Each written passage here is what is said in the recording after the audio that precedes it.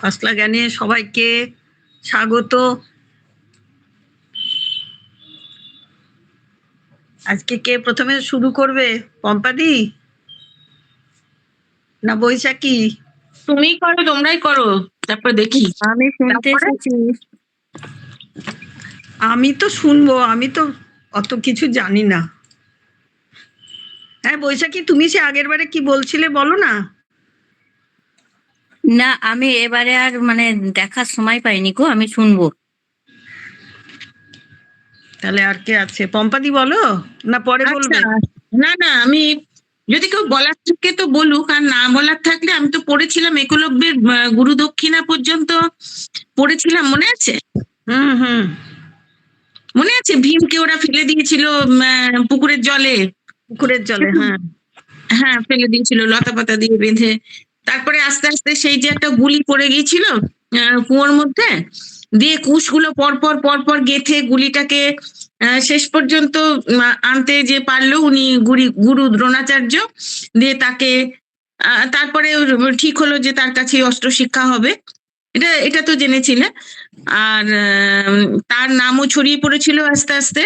পম্পাদি, হ্যাঁ প্রথমে একটু আগের থেকে শুরু করো, অনেকদিন পরে হচ্ছে তো, একটুখানি প্রথমে একটু শর্টে বলে দিয়ে তারপর ডিটেলে যাও। হ্যাঁ, ওই দাঁড়াও বলছি। হ্যাঁ, শর্টে বলে দিয়ে বলতে শর্টে এই তো প্রথম থেকেই হচ্ছে পড়েছিলে না, যেখানটা পড়েছিলে সেখানটাই আবার কিছুটা থেকে শুরু করো, তাহলেই বোঝা যাবে। আচ্ছা হ্যাঁ, আচ্ছা, রাজকুমারগণ ক্রমেই বলে দুর্ধর্ষ হয়ে উঠছে দেখে ধৃতরাষ্ট্র অস্ত্রশস্ত্রবিদ কৃপাচার্যকে কুমারগণকে অস্ত্র শিক্ষা দেবার জন্য নিযুক্ত করলেন। কুমারগণ কৃপাচার্যের নিকট অস্ত্রশস্ত্র শিক্ষা করতে লাগলো। তাহলে কৃপাচার্যের কাছে শিখছিল প্রথমে। একদিন কুমারগণ খেলতে রাজপুরীর বাইরে চলে গেল। কাঠের গুলি নিয়ে খেলছিল তারা। খেলতে খেলতে কাঠের গুলিটা একটা কূপের মধ্যে পড়ে গেল। গুলিটা তুলবার জন্য তারা অনেক চেষ্টা করলো, না পেয়ে দুঃখে ও লজ্জায় মাথা নিচু করে তারা বসে রইল সেই কূপের পাশে। কুমারগণ সামনের দিকে তাকিয়ে দেখতে পেল অদূরে যজ্ঞের অগ্নি সামনে নিয়ে বসে আছেন এক ব্রাহ্মণ। তার শরীর শ্যামবর্ণ, মাথার চুল পাকা। ভগ্নোৎসাহ কুমারগণ সেই যাজ্ঞিক ব্রাহ্মণকে দেখতে পেয়ে তার কাছে গিয়ে তাকে ঘিরে দাঁড়ালো। তিনি সস্নেহে দৃষ্টিপাত করতেই তারা তাকে জানালো তাদের গুলির কথা। বিষণ্ণমুখ কুমারদের কথা শুনে ব্রাহ্মণ হেসে বললেন, কি হে, তোমরা কেমনতর ক্ষত্রিয় কুমার? কূপের জলের মধ্যে থেকে সবাই মিলে একটা কাঠের গুলি তুলতে পারলে না? আচ্ছা দাঁড়াও, আমি আমার এই হাতের আংটিটা ওই কূপের জলে ফেলে দিচ্ছি, তারপরে আমি তোমাদের ওই কাঠের গুলি আর আমার এই আংটিটা সব তুলে দেব। এই বলে সেই ব্রাহ্মণ কুমারদের নিয়ে কূপের কাছে গেলেন, নিজের হাতের আংটিটাও কূপের জলে ফেলে দিলেন। তখন যুধিষ্ঠির ব্রাহ্মণকে বলল, আপনি যদি ওই কাঠের গুলি আর আংটিটা জল থেকে তুলতে পারেন, তবে আমাদের গুরু কৃপাচার্যের অনুমতি নিয়ে আমরা রোজ আপনাকে প্রচুর ভিক্ষা দেব। ব্রাহ্মণ অল্প একটু হেসে একটা কুশ ঘাস দিয়ে কূপের ভিতরকার কাঠের গুলিটিকে বিদ্ধ করলেন। সেই কুশ ঘাসটিকে আবার অপর একটি কুশ ঘাস দিয়ে পিছন থেকে বিদ্ধ করলেন, সেটিকে আর একটি দিয়ে। এইভাবে তিনি কুশ ঘাস দিয়ে কাঠের গুলিটিকে তুলে ফেললেন। কুমারগণ বিস্ময়োৎফুল্ল দৃষ্টিতে পলিতকেশ ব্রাহ্মণের দিকে তাকিয়ে রইল। ব্রাহ্মণ তখন এমন ভাবে একটি তীর ছুড়লেন যে তীরটি নিচে গিয়ে কূপের জল থেকে আংটিকে একেবারে ওপরে এনে ফেলে দিল। বিস্মিত কুমারগণ ব্রাহ্মণকে ঘিরে ধরে বলল, আমরা সবাই আপনাকে নমস্কার জানাচ্ছি। এমন আশ্চর্য ক্ষমতা আমরা আর কোনো মানুষের মধ্যে দেখিনি। হ্যাঁ এই পর্যন্ত হ্যাঁ হ্যাঁ পড়েছি। তারপর বললে, আপনি কে? ব্রাহ্মণ হেসে বললেন, আমি কে তা তোমাদের পিতামহ ভীষ্মের কাছে জিজ্ঞাসা করো। কুমারদের কাছে সব কথা শুনে ভীষ্ম বুঝতে পারলেন এ ব্রাহ্মণ আর কেউ নয়, ইনি অস্ত্রবিদ্যায় অদ্বিতীয় পারদর্শী স্বয়ং দ্রোণাচার্য। ভীষ্ম তখন সাদরে আচার্য দ্রোণকে আহ্বান করে হস্তিনাপুরে তার আগমনের কারণ জিজ্ঞাসা করলেন। দ্রোণ বললেন, একটা সংকল্প নিয়ে আমি আপনাদের এখানে এসেছি।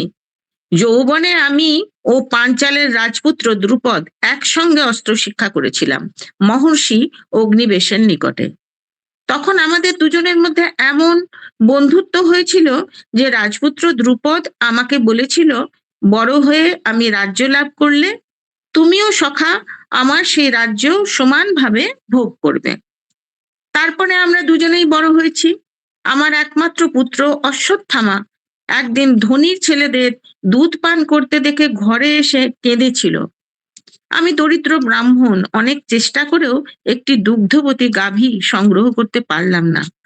ধনীর ছেলেরা একদিন চালের পিটুলি গুলে বাটিতে করে আমার ছেলেকে খেতে দিল। আমার ছেলে অশ্বত্থামা তাই খেয়ে দুধ খাচ্ছি বলে নাচতে লাগলো, আর অন্য ছেলেরা তাকে ঘিরে হাততালি দিয়ে হাসতে লাগলো। সে দৃশ্য আমার মনে বড় আঘাত করলো। নিজেকে দিলাম ধিক্কার। তখন বাল্য বন্ধুত্ব স্মরণ করে পুত্রকে সঙ্গে নিয়ে উপস্থিত হলেন পাঞ্চাল রাজ দ্রুপদের কাছে। সখা বলে পরিচয় দিতে সে বলে উঠল, বন্ধুত্ব হয় সমানে সমানে। ঐশ্বর্যশালী রাজায় আর শ্রীহীন দরিদ্র ব্রাহ্মণে কখনো বন্ধুত্ব হয় না। দারুণ অপমান মাথায় বয়ে ফিরে এসেছি। ভীষ্ম বললেন, আপনি প্রচুর ধনরত্ন গ্রহণ করুন আর এই রাজপুরীতে থেকে কুমারগণের অস্ত্রশস্ত্র শিক্ষার ভার গ্রহণ করুন। দ্রোণ এই নিয়োগ স্বীকার করলেন। অস্ত্রশস্ত্র শিক্ষা দিতে গিয়ে দ্রোণ কুমারগণকে বললেন, তোমাদের আমি অস্ত্রবিদ্যায় সুশিক্ষিত করে তুলব, কিন্তু শিক্ষা শেষ হলে তোমাদের আমার এক অভিলাষ পূর্ণ করতে হবে। পাঞ্চাল রাজ দ্রুপদকে সমুচিত শিক্ষা দিতে হবে। শুনে কৌরবগণ চুপ করে রইল, কিন্তু অর্জুন এগিয়ে এসে সেই প্রতিজ্ঞা গ্রহণ করল। দ্রোণাচার্য প্রীতি ভরে অর্জুনকে কাছে টেনে তার মস্তক আঘ্রাণ করলেন। কুমারগণকে দ্রোণাচার্য শিক্ষিত করে তুলতে লাগলেন নানাবিধ অস্ত্রশস্ত্র বিদ্যায়।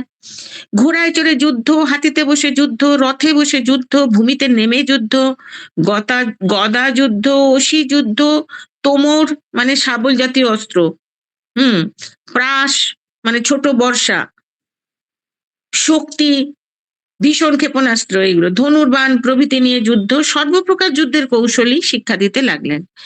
সকল কুমারগণের মধ্যে অর্জুন এমন নিপুণভাবে সমস্ত অস্ত্র কৌশল শিক্ষায় পারদর্শিতা লাভ করতে লাগলো এবং এত যত্ন, কঠোরতা ও অধ্যাবসায়ের পরিচয় দিতে লাগলো যে দ্রোণাচার্য হর্ষ ভরে একদিন বললেন, তোমাকে আমি এমন ভাবে শিক্ষা দেব যে 3 লোকে তোমার মতো ধনুর্ধর আর কেউ না হতে পারে। আমার কথা কখনো মিথ্যা হবার নয়। অস্ত্রগুরু রূপে দ্রোণের খ্যাতি চারিদিকে ছড়িয়ে পড়ল। দেশ বিদেশ থেকে রাজপুত্রগণ এসে গ্রহণ করতে লাগলো দ্রোণের শিষ্যত্ব। দুর্যোধনের অনুরোধে দ্রোণ শিষ্যত্বে গ্রহণ করলেন সারথী অধিরথের পুত্র কর্ণকেও। কর্ণ শীঘ্রই অর্জুনের প্রতিদ্বন্দ্বী হয়ে উঠল। দ্রোণের খ্যাতি শুনে একদিন নিষাদ রাজপুত্র একলব্য এসে উপস্থিত হলো দ্রোণের নিকট শিক্ষা লাভের জন্য। দ্রোণাচার্য বনচারী নিষাদ জাতির রাজপুত্রকে অস্ত্র শিক্ষা দান করতে অস্বীকৃত হলেন, কিন্তু একলব্য ভগ্ন মনোরথ না হয়ে মনে মনে দ্রোণকেই গুরুত্বে বরণ করে দ্রোণের পায়ে মাথা ঠেকিয়ে বনে চলে গেল। একদিন গুরু দ্রোণাচার্যের অনুমতি নিয়ে কৌরব ও পাণ্ডব রাজকুমারগণ মৃগয়ায় বনে চলে গেল। মৃগয়ার জন্য তারা সঙ্গে নিয়ে গিয়েছিল একটি কুকুর। কুকুরটি রাজপুত্রদের সঙ্গে ঘুরতে ঘুরতে গভীর বনে চলে গেল। সেখানে গিয়ে সে দেখতে পেল কৃষ্ণ বর্ণ মলিন দেহ, কৃষ্ণ মৃগ চর্ম পরিহিত জটাধারী একটি ধনুর্ধর লোককে। দেখে কুকুরটা চিৎকার করে বারবার ডাকতে লাগলো। ধনুর্ধর লোকটি তখন একসাথে 7টি স্বর নিক্ষেপ করলো। তাতে কুকুরের আর কোনো ক্ষতি হলো না, শুধু মুখ বন্ধ হয়ে ডাকবার ক্ষমতা লুপ্ত হলো। কুকুরটা সেইভাবে ফিরে এলো রাজকুমারদের কাছে। তারা আশ্চর্য হয়ে গেল স্বরসন্ধানের এই অপূর্ব কৌশল দেখে। কুকুরটিকে অনুসরণ করে কৌতূহলী রাজকুমারগণ পৌঁছলো গিয়ে বনের সেই প্রদেশে। দেখলো দ্রোণাচার্যের মৃন্ময় মূর্তি সামনে রেখে অবিরল বাণ ছুঁড়ে ছুঁড়ে ধনুর্বিদ্যা শিক্ষা করছে এই বনচারী। কুমারগণ তার পরিচয় জিজ্ঞাসা করলে সে বলল, আমি নিষাধিপতির পুত্র, দ্রোণাচার্যের শিষ্য, নাম আমার একলব্য। কুমারগণ রাজপুরীতে ফিরে এসে সব ঘটনা বর্ণনা করলো দ্রোণাচার্যের নিকট। অভিমানী অর্জুন দ্রোণাচার্যকে একাকী ডেকে নিয়ে বলল, আপনি বলেছিলেন ধনুর্বিদ্যায় আমার তুল্য কেউ হবে না। একলব্যের স্বর্নিক্ষেপের যে কৌশল, তা তো আপনি আমাকেও শিক্ষা দেননি। দ্রোণাচার্য অর্জুনকে নিয়ে চলে গেলেন সেই বনে। গিয়ে দেখেন সত্যই তার মৃন্ময় মূর্তির সামনে বসে এক মনে তন্ময় হয়ে ধনুর্বিদ্যা শিক্ষা করছে একলব্য। দ্রোণাচার্যকে সামনে দেখতে পেয়ে একলব্য ভূমিতে মাথা ঠেকিয়ে প্রণাম করলো, বলল, আমি আপনারই শিষ্য। দ্রোণাচার্য বললেন, তুমি যদি আমার শিষ্য হও তবে আমাকে গুরু দক্ষিণা দাও। একলব্য বলল, আপনি যা আদেশ করবেন তাই দেব, গুরুকে আমার অদেয় কিছুই নেই। দ্রোণ বললেন, তোমার দক্ষিণ হস্তের বৃদ্ধাঙ্গুলিটি দাও। আচার্যের নিদারুণ বচন শুনেও একলব্যের মুখের কিছুমাত্র বিকৃতি ঘটল না। হৃষ্ট বদনেই সে দক্ষিণ হস্তের বৃদ্ধাঙ্গুলিটি কেটে দ্রোণাচার্যের কাছে অর্পণ করল। তারপরেও একলব্য স্বরক্ষেপের চেষ্টা করেছে, কিন্তু বৃদ্ধাঙ্গুলিটি না থাকায় পূর্বের মতো আর কখনোই পারল না। হ্যাঁ, তাহলে আরো একটু পড়ি। হ্যাঁ, দ্রোণাচার্য, হ্যাঁ সুন্দর, এখানটা খুব ভালো লাগলো। হ্যাঁ, দ্রোণাচার্যের শিষ্যগণকে পরীক্ষা। অস্ত্র শস্ত্র শিক্ষায় কুমারগণ বেশ কৃতবিদ্য হয়ে উঠতে লাগলো। গদাযুদ্ধে ভীম এবং দুর্যোধন সমভাবে কৃতিত্ব লাভ করলো। দ্রোণের পুত্র অশ্বত্থামা গুপ্ত বাণ ছোড়বার রহস্য জেনে নিল। যুধিষ্ঠির রথে বসে যুদ্ধ করতে শিখল। নকুল সহদেব অসি যুদ্ধে বিচক্ষণ হয়ে উঠল, আর সর্বপ্রকার যুদ্ধে নিপুণ হয়ে উঠল অর্জুন। দ্রোণাচার্যের ইচ্ছা হলো একবার কুমারগণের অস্ত্র নৈপুণ্যের পরীক্ষা নিতে। তিনি একদিন একটি বৃক্ষের অগ্রশাখায় একটি কৃত্রিম পাখি বসিয়ে রেখে সব কুমারদের আহ্বান করলেন।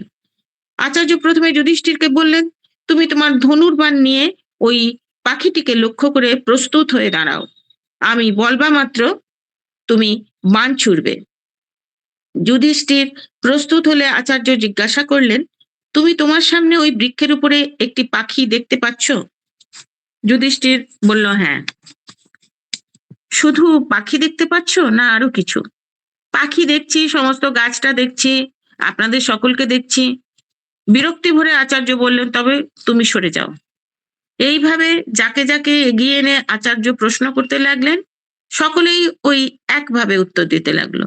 সবাই বলে পাখি দেখছি, আর সবকিছুও দেখছি। আচার্য একে একে সকলকে সরিয়ে দিতে লাগলেন। একেবারে শেষে এলো অর্জুনের পালা। আচার্য বললেন, অর্জুন, গাছের উপরের ওই পাখিটি লক্ষ্য করে স্বরসন্ধান করো। অর্জুন স্বরসন্ধান করলো। আচার্য বললেন, সম্মুখে কি দেখতে পাচ্ছ? স্বরসন্ধান করা মানে ওই তীর আর ধনুকটার মধ্যে লাগানো আর কি, ওইটা মানে তখনই ছোড়া হয়নি। হ্যাঁ, আচার্য বললেন, সম্মুখে কি দেখতে পাচ্ছ? একটা পাখি। ওই গাছটা আর আমি এসব কিছু দেখতে পাচ্ছ? এক পাখিটা ছাড়া আর কিছু দেখতে পাচ্ছি না। পাখিটাও কি সবটা দেখতে পাচ্ছ? না, শুধু পাখিটার মাথা দেখতে পাচ্ছি। হর্ষান্বিত হয়ে আচার্য বললেন, তবে বাণ ছোড়ো। বলবার সঙ্গে সঙ্গে অর্জুনের ধনু থেকে বাণ চলে গেল, আর সঙ্গে সঙ্গে পাখিটির কাটা মাথা ভূমিতে পড়ে গেল। দ্রোণাচার্য সানন্দে অর্জুনকে আলিঙ্গন করে বললেন, আজ বুঝতে পারলাম তুমি সত্যই পাঞ্চাল রাজ দ্রুপদকে পরাজিত করে তোমার প্রতিজ্ঞা রক্ষা করতে পারবে। একদিন আবার হলো অন্য রকমের পরীক্ষা। সব কুমারদের নিয়ে নদীতে স্নান করতে লাগলেন দ্রোণাচার্য। গভীর জলে নামলে একটি বলবান কুমির দ্রোণাচার্যের হাঁটুর উপরে কামড়ে ধরল। দ্রোণাচার্য নিজেই নিজেকে মুক্ত করতে সমর্থ ছিলেন, তথাপি সকল শিষ্যদের ডেকে বললেন, কুমির মেরে আমাকে রক্ষা করো। জলের মধ্যে কুমির, কি করে তাকে মেরে গুরুকে রক্ষা করা যায়? অন্য শিষ্যরা কিছু না বুঝে বিমূঢ় হয়ে রইল। কেউ কেউ বা এদিক ওদিক ছুটে পালালো। কিন্তু অর্জুন সঙ্গে সঙ্গে হাতে নিল তার ধনু, জলের মধ্যে লক্ষ্য করে ছুড়ল 5টি বাণ, তাতেই কুমির মৃত প্রায়। তারপরে আরো বাণ মেরে মেরে জলের মধ্যেই কুমিরটিকে করে ফেললো খণ্ড খণ্ড। উদ্ধার পেলেন গুরু দ্রোণাচার্য। অর্জুনই যে শিষ্যগণের মধ্যে শৌর্যে বীর্যে শ্রেষ্ঠ, এ বিষয়ে কোনো সংশয় রইল না আচার্যের। তিনি হৃষ্ট মনে অর্জুনকে দিলেন ব্রহ্মশির নামে একটি অব্যর্থ অস্ত্র। বললেন, তোমাকে যদি কখনো কোনো শত্রু আক্রমণ করে তবেই তার বধের জন্য এই অস্ত্র ব্যবহার করবে, নতুবা অন্য সময় কখনো এর ব্যবহার করবে না। একটা অস্ত্র দিল তাহলে ব্রহ্মশির, সেটা অন্য সময় ব্যবহার করা যাবে না। এইবারে ওই আরে যেটা আসছে সেটা হচ্ছে কর্ণের অপমান আর অস্ত্র নৈপুণ্য প্রদর্শন, এই ব্যাপারটা। একদিন কৃপাচার্য, সোমদত্ত, ভীষ্ম, ব্যাস, বিদুর প্রভৃতির মধ্যে বসে আছেন ধৃতরাষ্ট্র। আচার্য দ্রোণ এসে তাকে বললেন, কুমারগণের বিদ্যা শিক্ষা সমাপ্ত হয়েছে, আপনি অনুমতি করলে একদিন তাদের সেই বিদ্যা আপনাদের দেখাতে ইচ্ছা করি। সানন্দ চিত্তে ধৃতরাষ্ট্র বললেন, আপনি নিজের ইচ্ছা অনুসারে রঙ্গভূমি প্রস্তুত করিয়ে নিন এবং দিন নির্দিষ্ট করুন। দ্রোণাচার্যের নির্দেশ মতো বিরাট রঙ্গভূমি প্রস্তুত হলো, নির্মিত হলো মুক্তা জালে বেষ্টিত বৈদুর্য মণিশোভিত 100 কুম্ভযুক্ত প্রেক্ষাগার। ভীষ্ম, কৃপাচার্য, বিদুর প্রভৃতিকে নিয়ে তাতে এসে প্রবেশ করলেন ধৃতরাষ্ট্র। মঞ্চের উপরে বসলেন সব রাজমহিষীদের নিয়ে রাজমাতা গান্ধারী ও কুন্তী। ব্রাহ্মণ, ক্ষত্রিয় আদি চতুর্বর্ণে বহু লোক উপস্থিত হলেন কুমারগণের অস্ত্র ক্রীড়া পরিদর্শন করতে। নানা প্রকার বাদ্য বাজনায় এবং নানা রকম লোকের কোলাহলে সেই রঙ্গভূমিকে মনে হচ্ছিল ক্ষুব্ধ সমুদ্রের মতন। তখন রঙ্গভূমিতে পুত্র অশ্বত্থামাকে নিয়ে এসে প্রবেশ করলেন দ্রোণাচার্য, শুভ্র বস্ত্র পরিহিত, গলায় শুভ্র উপবীত, মাথায় শুভ্র কেশ, শুভ্র তার শ্বশ্রু। তিনি বিভূষিত হয়েছেন শুভ্র মাল্যচন্দনে। বিবিধ রণসজ্জায় সজ্জিত হয়ে জ্যেষ্ঠ যুধিষ্ঠিরকে অগ্রে রেখে প্রবেশ করল কুমারগণ। কুমারগণের অস্ত্র ক্রীড়া আরম্ভ হয়ে গেল। অদ্ভুত সেই অস্ত্র ক্রীড়া। কুমারগণ তীরের দ্বারা লক্ষ্যভেদ করতে লাগলো, তরবারি, খড়গ প্রভৃতি হাতের অস্ত্রের দ্বারা নানা কৌশল দেখাতে লাগলো। কখনো ধীর চালে, কখনো অশ্ব পৃষ্ঠে দ্রুত চালে, নানা রকম ধনুর্বাণের খেলায় মত্ত হলো। দর্শকদের মধ্যে কেউ কেউ সরপতনের ভয়ে বারবার করে মাথা নুইয়ে নিচ্ছিলেন। অত্যন্ত ভিড়ের চাপ সহ্য করে অপরেরা অস্ত্র ক্রীড়া দেখতে লাগলেন বিস্মিত দৃষ্টিতে। এরপরে রঙ্গভূমিতে 2 গদাহস্তে এগিয়ে এলো দুর্যোধন এবং ভীম। দুটি যেন পাহাড়ের 2টি চূড়া। উভয়ের ঘোর গদাযুদ্ধ আরম্ভ হয়ে গেল। দর্শকগণও কেউ কেউ দুর্যোধনের পক্ষে, কেউ কেউ ভীমের পক্ষে। এইভাবে 2 ভাগ হয়ে দুজনকে বাহাবা দিতে লাগলো। দ্বন্দ্বযুদ্ধে দুর্যোধন ও ভীম উভয়েই ক্রমে ক্ষিপ্ত হয়ে উঠছে দেখে আচার্য দ্রোণ পুত্র অশ্বত্থামাকে দিয়ে দুজনের যুদ্ধ থামিয়ে দিলেন। এরপরে দ্রোণাচার্য সকলকে সম্বোধন করে বললেন, এইবার সর্ববিধ অস্ত্রবিদ্যায় বিশারদ অর্জুন তার অস্ত্র নৈপুণ্য প্রকাশ করবে। তখন হাতে ধনু ও স্কন্ধে তীরে পূর্ণ তুন, যেটা ওই পিঠের উপর থাকে আর কি, তীরে পূর্ণ তুন নিয়ে সোনার বর্ম পরিহিত অর্জুন ইন্দ্রধনুযুক্ত মেঘের মতো রঙ্গভূমিতে এগিয়ে এলো। অর্জুন এসে তীর ধনু দিয়ে যেন ইন্দ্রজাল সৃষ্টি করতে লাগলো। আগ্নেয় বাণের দ্বারা সে অগ্নি সৃষ্টি করলো, বারুণ বাণের দ্বারা সৃষ্টি করলো জল, বায়ব্য বাণের দ্বারা সৃষ্টি করলো বায়ু, পার্জন্য বাণের দ্বারা সৃষ্টি করলো মেঘ, ভৌম বাণের দ্বারা সৃষ্টি করলো ভূমি, পার্বত বাণের দ্বারা সৃষ্টি করলো পর্বত। এক বাণের দ্বারা নিজেকে লুকিয়ে ফেলে অন্য বাণের দ্বারা পরমুহূর্তে নিজেকে করলো প্রকাশিত। সব দেখে শুনে অর্জুন যে শ্রেষ্ঠ ধনুর্ধর, এতে আর কারো সংশয় রইল না। থেমে গেছে অস্ত্র ক্রীড়া, বাজনার ধ্বনি বন্ধ হয়েছে, লোকজন আস্তে আস্তে কমে আসছে। এমন সময় সহসা দ্বার দেশে যেন বজ্রধ্বনির মতো শোনা গেল বাহু আস্ফালনের শব্দ। সকল দর্শকের দৃষ্টি একসঙ্গে দ্বার দেশে আকৃষ্ট হলো। দেখা গেল কবচ কুণ্ডলে এবং অস্ত্র শস্ত্রে সজ্জিত হয়ে কর্ণ রঙ্গভূমিতে প্রবেশ করলো। রঙ্গভূমির চারিদিকে একবার দৃষ্টিপাত করে এবং দ্রোণাচার্য ও কৃপাচার্যকে প্রণাম করে কর্ণ বলল, আচার্য যদি অনুমতি করেন তবে রঙ্গভূমিতে অর্জুন যে সব ক্রীড়া নৈপুণ্য দেখিয়েছে আমি তার প্রত্যেকটিকে আপনাদের দেখাবো। দ্রোণাচার্যের অনুমতি পেয়ে কর্ণ সমস্ত অস্ত্রশস্ত্র কৌশল দেখিয়ে দর্শকগণকে আবার বিস্মিত করে দিল। সবাই স্বীকার করলো, হ্যাঁ, অর্জুনের যোগ্য প্রতিদ্বন্দ্বী বটে। কর্ণের ক্রীড়া নৈপুণ্য দেখে ভাতৃগণ সহ দুর্যোধন এগিয়ে গিয়ে কর্ণকে আলিঙ্গন করে বলল, এই কুরুরাজ্যও তোমার, আমরাও তোমার। আসলে অর্জুনের অস্ত্র কৌশল দেখে এবং সকলের মধ্যে মুখে তার প্রশংসা শুনে দুর্যোধনেরা শত ভাই ঈর্ষায় ফেটে যাচ্ছিল। কর্ণকে অর্জুনের যোগ্য প্রতিদ্বন্দ্বী দেখে তারা নতুন আনন্দ ও উৎসাহ লাভ করলো। কর্ণ উৎসাহিত হয়ে বলল, আমি অর্জুনের সঙ্গে যুদ্ধ করতে চাই।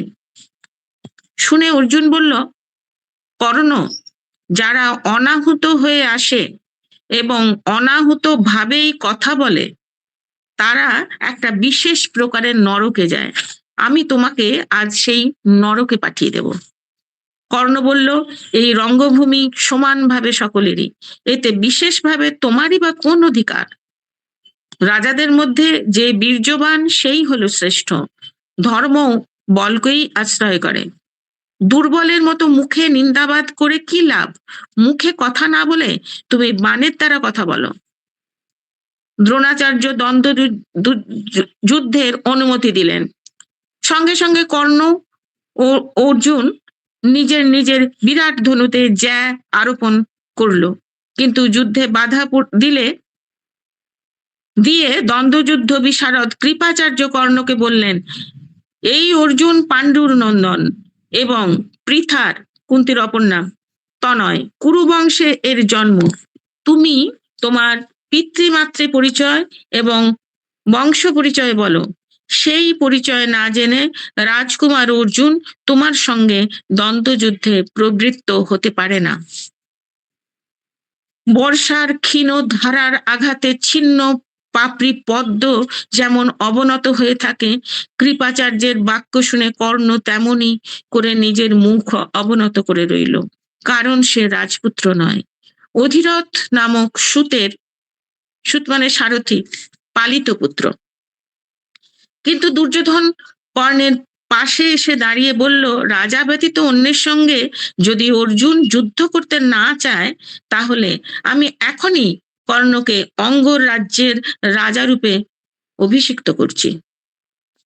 তখনই কর্ণের মাথায় খই আর ফুল ছড়িয়ে দিয়ে স্বর্ণপীঠের ওপরে বসিয়ে কর্ণকে অঙ্গ রাজ্যের রাজা রূপে অভিষিক্ত করা হলো। কর্ণ দুর্যোধনকে হেসে জিজ্ঞাসা করলো, আমাকে যে এই রাজ্য দিলে তার বিনিময়ে আমাকে কি দিতে হবে? দুর্যোধন হেসে কর্ণকে আলিঙ্গন করে বলল, সখ্য। ভীম এগিয়ে এসে বলল, সুতপুত্র কখনোই অর্জুনের সঙ্গে দ্বন্দ্বযুদ্ধ করবার অধিকার পেতে পারে না। কুকুর কখনোই যজ্ঞের অংশ লাভ করতে পারে না। শুনে অপমানে ও ক্রোধে কর্ণের ঠোঁট দুখানি কাঁপতে লাগলো। সে ঊর্ধ্বে সূর্যের দিকে দৃষ্টিপাত করলো, কারণ সূর্যই কর্ণের আসল পিতা। তারপরে ভীমের দিকে তাকিয়ে কর্ণ বলল, এমন কথা বলা তোমার উচিত হয়নি ভীম। ক্ষত্রিয়গণের বলেই হচ্ছে শ্রেষ্ঠ পরিচয়। বীরগণের আর নদী সমূহের উৎপত্তির কথা সর্বদাই থাকে দুর্গেও। জলের থেকে উৎপত্তি যে অগ্নির, সেই অগ্নি তো ত্রিভুবন তপ্ত করে। দধীচি মুনির অস্থি দিয়ে তৈরি হয়েছিল যে বজ্র, তা দিয়েই হয়েছিল দানব সংহার। আমি আমার বাহুবলের দ্বারা শুধু অঙ্গরাজ্য নয়, সব পৃথিবীকেই অধিকার করে নিতে সমর্থ। এই সব বাদানুবাদের ভিতরেই সূর্য অস্ত গেল। সূর্যাস্তের পরে আর যুদ্ধ হয় না।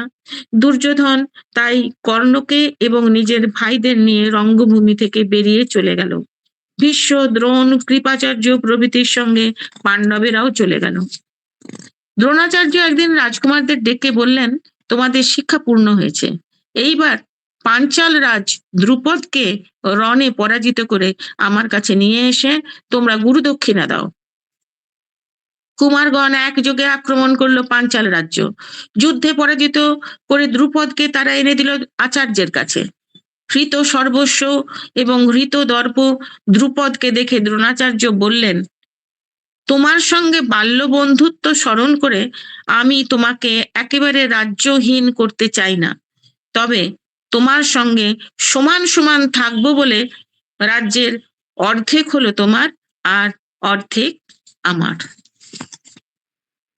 হ্যাঁ, মানে এতটা বললাম, এতটা কেমন লাগলো?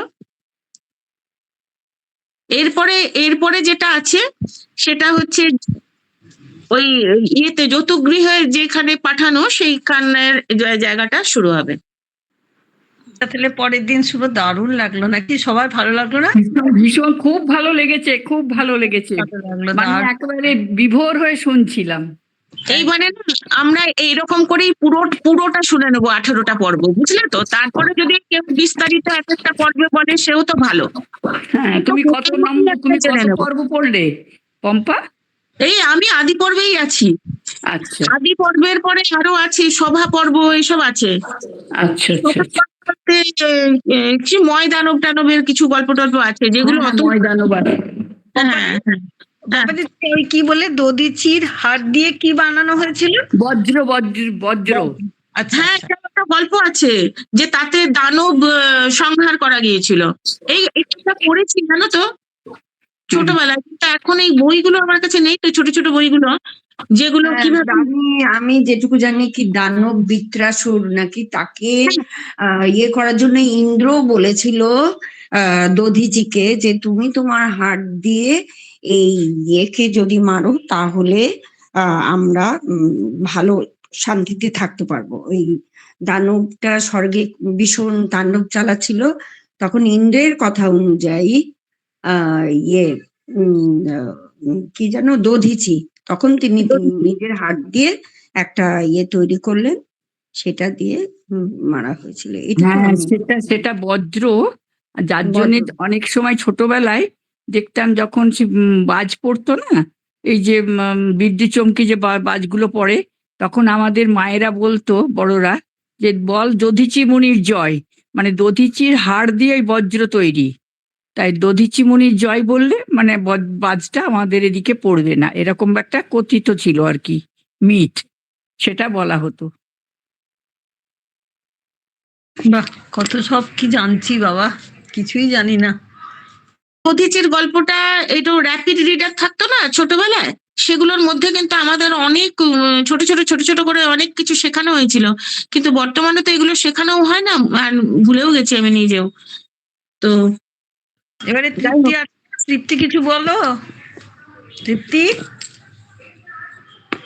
হ্যাঁ, ওই তো বলে দিল, বলছে তো একটার পর একটা, আবার কি? না এবারে পম্পাদি এবার পরের পর্বটা পরের দিন বলবে, তুমি এবারে বলো না, একটু শুনি। আমি কি বলবো গো?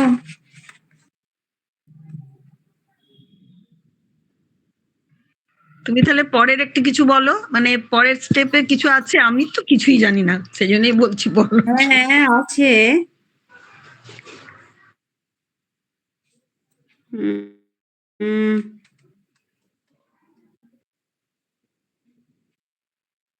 আচ্ছা, ওই ইয়ে পম্পাদি কি ওই ধ্রুপদকে যে যখন ধরে নিয়ে আসবে ওই দ্রোণ বলবে, সেটা কি পড়েছিল কি?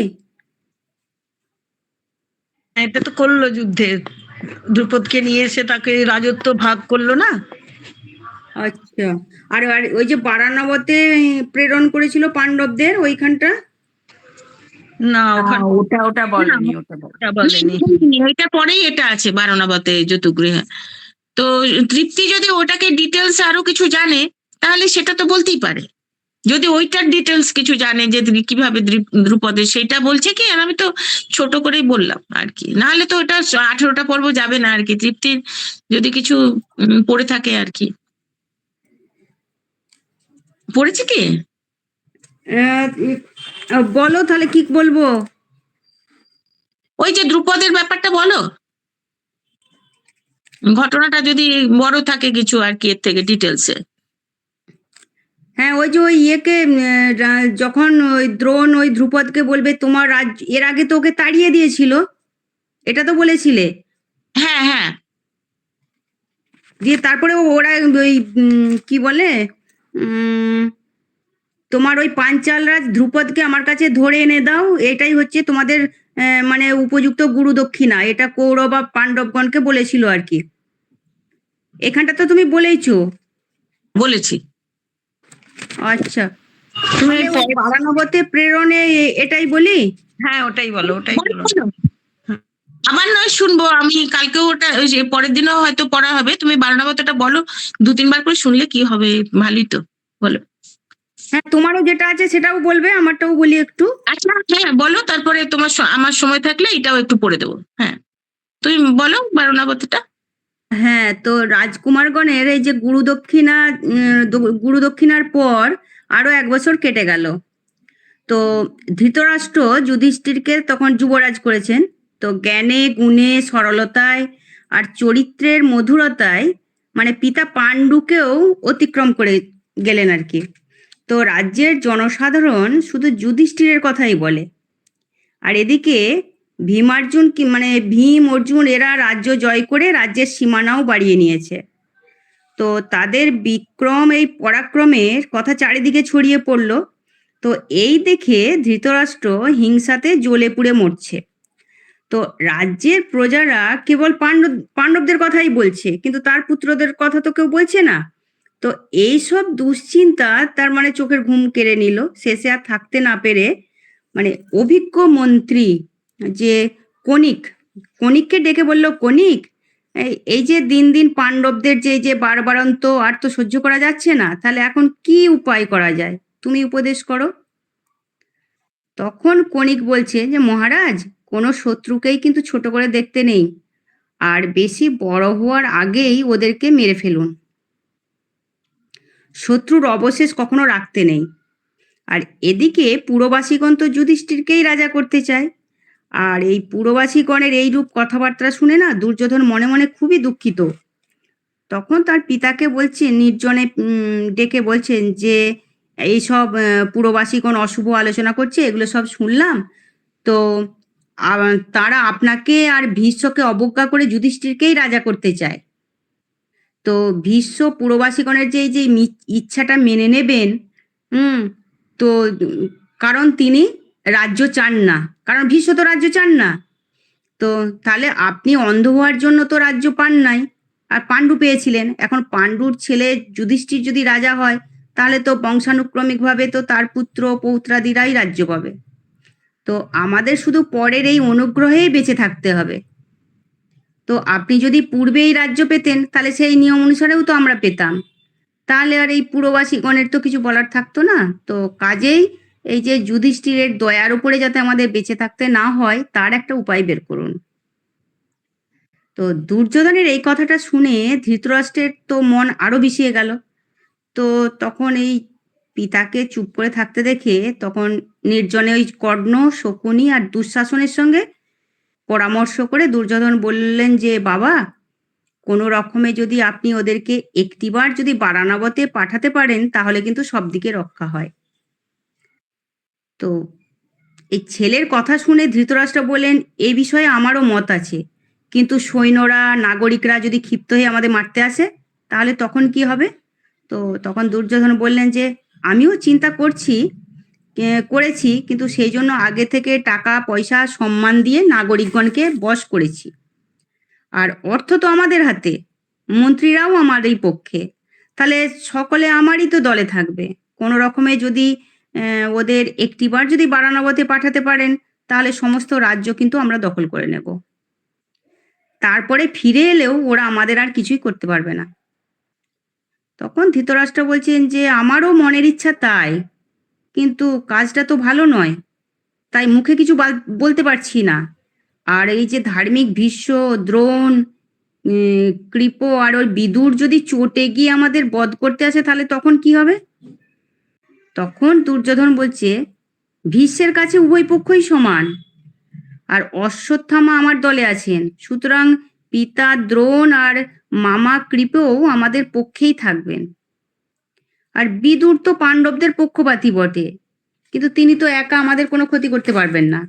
তাহলে আজই আপনি কুন্তী আর পঞ্চ পাণ্ডবকে বারানবতে পাঠান।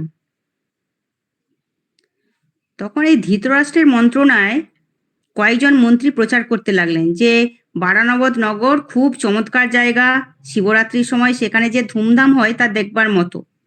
তো তখন দেশ বিদেশ থেকে পূজা দিতে এবং উৎসব দেখতে হাজার হাজার লোক আসে। তো এইসব কথা শুনে পাণ্ডবদেরও সেখানে যাওয়ার ইচ্ছা হলো। আর তাই দেখে ধৃতরাষ্ট্র বললেন, বাজা যুধিষ্ঠির, সকলেই বলছে বারানবত খুবই সুন্দর জায়গা, আর শিবরাত্রির সময় সেখানে বিরাট মেলা বসে। তো তোমরা দেবগণের মতো সপরিবারে সেখানে উৎসব দেখতে যাও, কিছুদিন আমোদ আহ্লাদ কাটিয়ে আবার ঘরের ছেলে ঘরে ফিরে এসো। তো যুধিষ্ঠির এই ধৃতরাষ্ট্রের এই কুমতলব বুঝতে পেরেও কিন্তু চুপ করে থাকলো। তখন নিজেকে খুব অসহায় বোধ করছেন, তো রাজি না হয়ে তো তার কোনো উপায় ছিল না। তখন দুর্যোধনের আনন্দ আর ধরছে না, তিনি একান্ত গোপনে যে পুরোচন আছে, তো পুরোচন নামক বিশ্বাসী মন্ত্রীকে ডেকে বলেন, পুরোচন, এই রাজ্য কেবল আমারই নয়, তোমারও। আর তুমি ছাড়া এই যে একান্ত বিশ্বাসী লোক আমার আর কেউ নাই। তো সাবধান, আমাদের এই গোপন মন্ত্রণা কেউ যেন টের না পায়। তো বাবা পাণ্ডবদের বারানবতে পাঠাচ্ছেন দ্রুতগামী রথে। আজই তুমি রওনা হয়ে ওদের অনেক আগেই সেখানে কিন্তু পৌঁছে যাবে। তারপর শহরের একপাশে কাঠ, গালা, চর্বি, ঘৃত, সোন প্রভৃতি দিয়ে একটা সুন্দর বাড়ি তৈরি করবে, যাতে আগুন ছোঁয়া মাত্র দাউ দাউ করে জ্বলে ওঠে, মানে যে কেউ যেন সন্দেহ করতে না পারে। হ্যাঁ, বাড়ি তৈরি হয়ে গেলে কুন্তী পঞ্চপাণ্ডবকে খুব আদর যত্ন করে সেখানে রাখবে, আর ওই আরামে বাস করার জন্য জিনিসপত্রের অঢেল ব্যবস্থা রাখবে। ওই মন্ত্রীকে বললো, পুরোচনকে? হ্যাঁ হ্যাঁ হ্যাঁ, আচ্ছা। ওর হচ্ছে ও বিশ্বাসী মন্ত্রী, ও মানে দুর্যোধনের খুব কথা শুনে। আচ্ছা তো আচ্ছা, ওদের নিজস্ব টাকা পয়সার জন্য, হ্যাঁ, বলছে কোনো চিন্তা করো না, সে ব্যবস্থা আমরা করব। তারপর যখন দেখবে যে তোমার আদর যত্নে খুশি হয়ে নিশ্চিন্ত মনে তারা বসবাস করছে, তখন একদিন রাত্রিতে ঘরে আগুন লাগিয়ে দেবে। লোকে ভাববে নিজেদের অসাবধানতায় আগুন লেগে ওরা পুড়ে মরেছে, তাহলে আমাদের আর কেউ সন্দেহ করতে পারবে না। তো দুষ্ট পুরোচন সঙ্গে সঙ্গে রাজি হয়ে ওই বারানবতের দিকে রওনা হয়ে গেল। আর এদিকে নির্দিষ্ট দিনে ওই যে মাতা কুন্তী আর পঞ্চপাণ্ডব সকলের কাছে বিদায় নিয়ে এবার যাত্রা শুরু করলেন। তো বিদুর দুর্যোধনের ষড়যন্ত্র কিন্তু পূর্বেই বুঝতে পেরেছিলেন বিদুর। তো রাস্তায় যেতে যেতে তিনি ওই ম্লেচ্ছ ভাষায় যুধিষ্ঠিরকে ওই ষড়যন্ত্রের কথা জানিয়ে দিলেন। আর যুধিষ্ঠিরও তখন বললেন, বুঝেছি। তো বিদুর চলে গেলে কুন্তী তাকে বললেন যে, ম্লেচ্ছ ভাষায় কেন? ম্লেচ্ছ ভাষায় কেন? বলছি অবদ্ধ ভাষায় বিদুর তোমাকে কি বললে, তখন কুন্তী জিজ্ঞাসা করছে। তখন যুধিষ্ঠির উত্তর দিল যে দুর্যোধন আমাদের পুড়িয়ে মারার ষড়যন্ত্র করেছে, তাই সাবধান করে দিলে। ওইগুলো আসলে কি ওই সাংকেতিক ভাষা কিছু, যেটাতে বুঝে নেয়, জানো? হ্যাঁ, জানে ওইটা বুঝতে পারবে না যে বিদুর যে বুঝেছে। তো সেটা যাতে ওই পুরোচন যাতে বুঝতে না পারে, কারণ সব কথা তো সবার সামনে বলা যায় না, ওই জন্য যুধিষ্ঠিরকে সাবধান করে দিল আর কি। সেই জন্য বললেন যে পথঘাট চিনে রাখতে বললেন। আচ্ছা আচ্ছা আচ্ছা। হ্যাঁ, কুন্তীকে বললো আর কি, যে বিদুর চলে গেলে কুন্তী বললো না যে তাহলে অবদ্ধ ভাষায় বিদুর তোমাকে কি বললে। তখন যুধিষ্ঠির মাকে বলছে যে দুর্যোধন আমাদের পুড়িয়ে মারার যে ষড়যন্ত্র করেছে, তাই সাবধান করে দিলেন, আর পথঘাট চিনে রাখতে বললেন। তাহলে পুড়িয়ে মারা তখন বেরিয়ে যেতে পারবে। বোঝা গেল? আগুন জ্বলে বেরিয়ে, হ্যাঁ হ্যাঁ, বুঝতে পেরেছি। হ্যাঁ হ্যাঁ, বুঝতে পেরেছি, হ্যাঁ বুঝতে পেরেছি। বেরোনোর রাস্তা সাংকেতিক ভাষায় বলে দিয়েছিল যাতে কোনো এই ঘটনা হতে পারে, সাংকেতিক ভাষায় বলে দিয়েছিল ও ধরে নিয়েছে যে একটা হবে, তখন ওই জন্য বলছে পথঘাট একটু চিনে নিতে আর কি, হ্যাঁ, সাবধান কোন করে দিক দিল দিয়ে বেরোবে এই যাতে আর কি। বেরোনোর হ্যাঁ। সময় বেরোনোর রাস্তাটা যাতে পেয়ে যায় আর কি, সেই জন্য আর কি পথঘাট চেনার কথা বলেছে। হুম। তো পাণ্ডবগণ এদিকে বারানবতে এসে পৌঁছলে প্রজারা তার বিপুল সম্বর্ধনা জানালো। তো প্রত্যেকের বাড়ি বাড়ি গিয়ে দেখা করলেন, মানে দরিদ্র, নিতান্ত দরিদ্র খেটে খাওয়া মানুষের সঙ্গেও কথা বললেন। পুরোজন প্রথমে অন্য একটা বাড়িতে তাদের থাকার ব্যবস্থা করলো। তখনও কিন্তু ওই যতুগৃহে নিয়ে যায়নি। হ্যাঁ, ও প্রথমে তো অন্য একটা জায়গায় নিয়ে গেছিল। হ্যাঁ, দিয়ে 10 দিন পরে সেই যতুগৃহে নিয়ে গিয়ে উঠলো। আচ্ছা, ওই যে বললো না যে শিবের মেলা হবে, তো বাড়িটার নাম রাখা হয়েছিল শিব, অর্থাৎ মঙ্গল। কিন্তু উহা যে সম্পূর্ণরূপে অমঙ্গলজনক ছিল সেটা তো বোঝাই যাচ্ছে। তো বাড়ির মধ্যে পা দিয়েই যুধিষ্ঠির না গালা আর চর্বির গন্ধ পেলেন। এবার তাই শুনে ভীমকে বললেন যে আগে আমরা যে বাড়িতে ছিলাম সেই বাড়িতেই ফিরে যাই না কেন? তখন যুধিষ্ঠির বলছে, না না, এমন কাজ করা তো উচিত হবে না। আর দুষ্ট পুরোচন যদি ঘুণাক্ষরে বুঝতে পারে যে আমরা তাদের কুমতলব ধরে ফেলেছি, তাহলে আমাদেরকে অন্য কোনো উপায়ে মেরে ফেলবে। ওরা বুঝতে পেরেছে যে আমরা ইয়েতে পড়ে গেছি, কিন্তু কিছু বলছে না। হ্যাঁ, তার চেয়ে আমরা খুব সাবধানেই থাকবো। শিকার করার সময় ঘুরে ঘুরে পথঘাট চিনে রাখবো, আর ঘরে আগুন লাগানোর সময় ওদের ধোকা দিয়ে পালিয়ে যাব। বেরিয়ে যাব, হ্যাঁ, রাস্তা চেনা থাকবে, ঠিক। হ্যাঁ, আর লোকে ভাববে আমাদের পুড়িয়ে মারা হয়েছে, তো তখন সকলেই ওদের ওপর খুব রেগে যাবে। তো আজই আমরা ঘরের মেঝেতে একটা সুড়ঙ্গ তৈরি করে তার মধ্যে বাস করব। আর তাহলে আগুনে আর আমাদের কোনো ক্ষতি করতে পারবে না। তারপরে ওই মেঝেতে সুড়ঙ্গটা তৈরি করবে আর কি। হুম। তো আমরা এমন সময়ে একজন লোক যুধিষ্ঠিরের কাছে এসে অতি গোপনে বললে যে বিদুর আমাকে পাঠিয়েছে। আমি একজন খনক, মানে আগে এবার বিদুর ব্যবস্থাটা করে দিয়েছে। হ্যাঁ, আচ্ছা, তো আমি গর্ত খুঁড়তে পারি। এখন আমায় কি করতে হবে বলুন? ওটা বিদুর পাঠিয়েছে এখানে, ওটা সত্যি যে সত্যি গর্ত বিদুর খুঁড়বে পাঠিয়েছে। মেঝেতে। হ্যাঁ, আমি বলছি সত্যি সত্যি বিদুর পাঠিয়েছে, মানে অন্য কোনো মানে কি বলবো, বিশ্বাসঘাতক নয় তো? না না, ও তো পাঠিয়েছে গর্ত খোঁড়ার জন্য ওই ঘরের ভেতরে। আচ্ছা, বিদুর তো জানতো সবটা, হ্যাঁ। হ্যাঁ, তো কৃষ্ণা চতুর্দশীর রাত্রে পুরোচন ঘরে আগুন লাগাবে বলেও দিচ্ছে। হ্যাঁ, যে আগুন লাগাবে।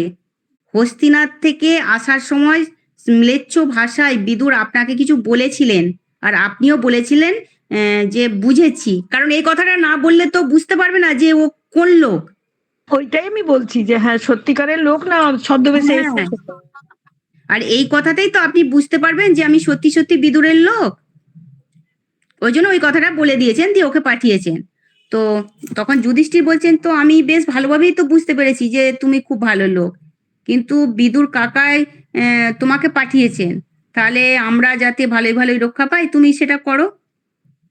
তখন এই কথা শুনে ওই যে খনক ওই নর্দমা কাটার নাম করে একটা প্রকাণ্ড সুড়ঙ্গ তৈরি করে ফেললো। হ্যাঁ, তো সুড়ঙ্গের মুখে একটা ওই কপাট লাগিয়ে দিল, যাতে মাটির নিচে এই সুড়ঙ্গের ব্যাপার কেউ বুঝতে না পারে। ও তো তো মানে ওই সুড়ঙ্গের নিচে একটা ওই দরজার মতো করে দিল আর কি, যাতে বুঝতে না পারে। এবার পাণ্ডবেরা দিনের বেলায় শিকার করে বনে বনে ঘুরে বেড়াতেন, আর রাত্রে ওই সুড়ঙ্গের মধ্যে ঘুমাতো। আচ্ছা। হ্যাঁ, তো এইভাবে 1 বৎসর ওরা ছিল। তো পুরোজন মনে মনে খুবই খুশি হলো। হ্যাঁ, যে কারণ ষড়যন্ত্রের কথা কেউ বুঝতে পারেনি। হ্যাঁ, তো তার লক্ষ্য এবার যুধিষ্ঠির ভাইদের বললেন যে পুরোচন আমাদের কোনোই সন্দেহ করতে পারেনি, সুতরাং এখনই আমাদের পালিয়ে যাওয়ার উপযুক্ত সময়। তো একদিন এই উৎসবের আয়োজন করা হলো, খাওয়া দাওয়ারও ব্যবস্থা দারুণ ছিল। সকলেই পেট পুড়ে খেয়ে দিয়ে যে যার বাড়িতে চলে গেল আর কি।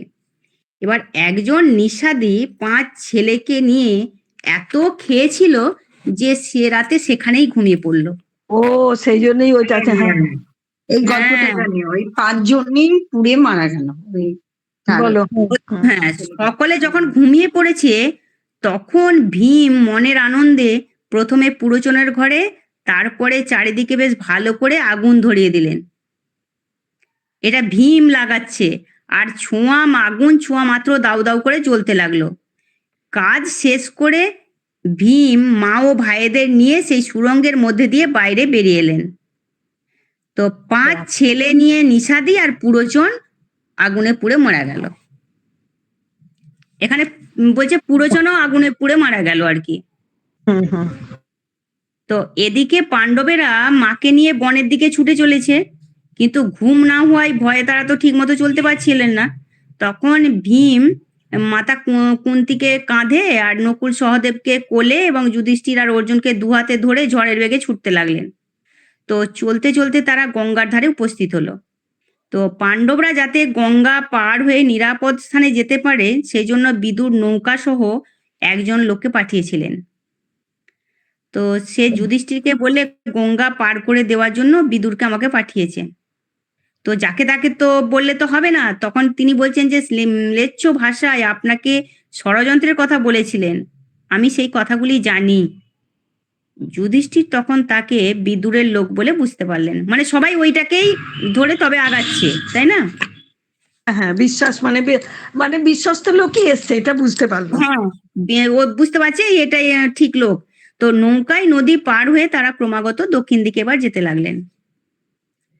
তো ওদিকে বারাণবতের প্রজারা আগুনের শব্দে তবে জেগে উঠেছে, তারা ছুটে এসে হাহাকার করতে লাগলো। এবার যে আগুনের এই যে লগলকে শিখা আকাশ ছেয়ে ফেলেছে, তো তাদের তো আর তো করার মতো কিছুই ছিল না, যেহেতু ওগুলো মানে ওইগুলো দিয়ে গালা টালা দিয়েই তৈরি। তো সকালবেলা আগুন নিভিয়ে পুরোচন ও 5 ছেলে সহ নিষাদির পোড়া দেহ পাওয়া গেল। আর তাই দেখে সকলে মনে করলো যে মাতা কুন্তি ও পঞ্চপাণ্ডব, ওই যে 6 জন, এটাই ভেবেছে কুন্তি আর পঞ্চপাণ্ডব আগুনে পুড়ে মারা গেছেন। এখানে এই যে নিষাদের 5 ছেলে সহ নিষাদি আর পুরোচন 6 জন হচ্ছে, আর এখানে কুন্তি আর পঞ্চপাণ্ডব এখানেও 6 জন, সেই জন্য সবাই এদেরকেই ভাবলো। আর সেই ক্ষণক হচ্ছে সকলের অলক্ষ্যে কখন সেই সুড়ঙ্গ বুঝিয়ে দিয়েছে কেউ টেরই পায়নি, ও কাজটা করে দিয়েছে। তো হস্তিনায় যখন এবার খবর পৌঁছালো তখন ধৃতরাষ্ট্র তার শতপুত্র খুব খুশি, কিন্তু লোক দেখানোর জন্য তো একটু কান্নাকাটি করতে হবে। আর বিদুর তো জানতেন যে পাণ্ডবরা মরেনি, বেঁচে আছেন। হ্যাঁ হ্যাঁ, তো সেকালে সকলেই যেখানে কাঁদছে, ওদের আসল বন্ধু, এই আর কি। হ্যাঁ, বিদু। তো যখন কাঁদছে ওকেও কাঁদতে হবে, তাই বিদুরও একটু লোক দেখানোর ভঙ্গি করে একটু কাঁদতে লাগলো আর কি। এইটাই এইখান পর্যন্ত। এরপর ওই হিড়িম্বা রাক্ষস আসবে। হ্যাঁ হ্যাঁ, একদমই তো ঠিক বলছো আর কি। খুব ভালোই লাগলো। এরপরে কিন্তু ওইটাই আছে যেটা শুধু বইয়ের ভাষাতে আছে, আর ওই রকম ভাবেই রয়েছে আর কি, যে যেমন খনক পাঠিয়ে দেওয়া ইত্যাদি ব্যাপারগুলো। হুম ওকে, এই পর্যন্তই থাক নাকি? 6টা বাজলো। হুম হ্যাঁ, কালকে এই যে পরের দিন আবার কবে হবে গো? পরের দিন তো শুক্রবার, যদি নিউজ রিডিং না হয় তখন ওই সময়টা পাওয়া যায়, নালে আবার পরের মঙ্গলবার তো আবার বোধহয় একটা পাঠচক্র আছে। পরে মানে শুক্রবার দিন নিউজ রিডিং তো সবাই করছে না, ওই সময়টা আমরা কিছুটা পাই কম থাকলে, তাই না? হ্যাঁ অনেক হয়ে গেছে নিউজ রিডার। এখন হ্যাঁ, খুব ভালো, যদি হয় তো খুব ভালো, তো আমরা অন্য একদিন পাবো। হ্যাঁ, তাহলে পরে এই আমি যেটা পড়ছি এটা বারোনাবাদ থেকেই আবার একটু করে শুরু করব, তাই তো? পরের হ্যাঁ। ইয়েতে চলে যাও। আর তৃপ্তিও আরো কিছু জেনে রাখলে কিংবা অন্যরা জেনে রাখলে তাহলে সেখানে অ্যাড হবে আর কি। হ্যাঁ, তাই তো। ভীষণ ভীষণ ভালো লাগলো গো তোমাদের। আমরা সত্যি, আমি একদম অজানা ছিল, আমি একটু কয়েকটা মানে ইয়ে করে রাখলাম, দারুণ লাগলো। ঠিক আছে, চলো। লাস্টে ভালো লাগবে যখন এই স্বর্গের পথে যাচ্ছে, হ্যাঁ ওইখানে খুব ভালো লাগবে। হ্যাঁ।